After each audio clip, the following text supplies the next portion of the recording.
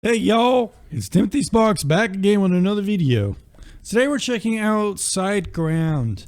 Now SiteGround is a web host I've seen a lot of people shilling on YouTube. I'm not sure why, because I do think it has some pretty big downfalls. Let's go ahead and talk about some of my opinions there. I mean, some things aren't really so much opinions, just like things that it doesn't give you when purchasing SiteGround. So if we're looking at their website, at first glance, it does seem to be good. You get free SSL.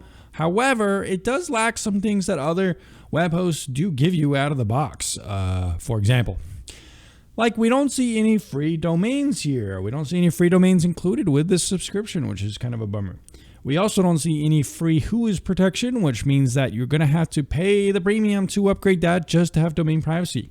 We see other providers like even Squarespace, DreamHost, and some of those other ones out there providing free domain privacy, but SiteGround does not. They decide that they want to make you pay more. So you're not only paying more for that domain that you could get free with other web hosts, you're paying more for free domain privacy.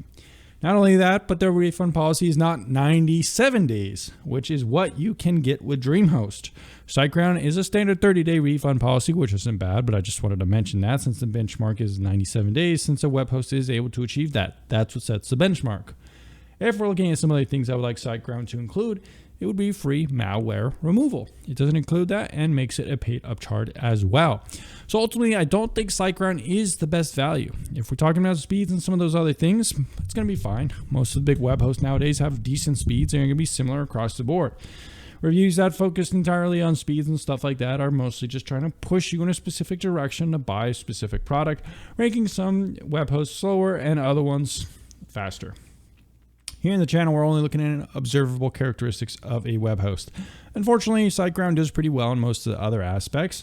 They're decently cheap for, a web host, not a bad price. Just like I said, you don't get some things included that you should. In terms of the web builder, they do include Weebly. Weebly is the web builder they include. It's not really directly here, but I did some digging around for the video and I was able to find they do Weebly. So you could build a website with Weebly. So it's nice to see they include that at least for free. In terms of transferability, should be fine here. And they do include free migrations, which is pretty nice. And a lot of web hosts do provide that nowadays. So that's good. They do have backups and stuff like that as well. But if we're looking at the original ownership and reputation, fortunately, those are sold. It's owned by the original owners. And SiteGround does have a pretty solid reputation overall. So is SiteGround a web host I recommend? Well, it gets 6 out of 10.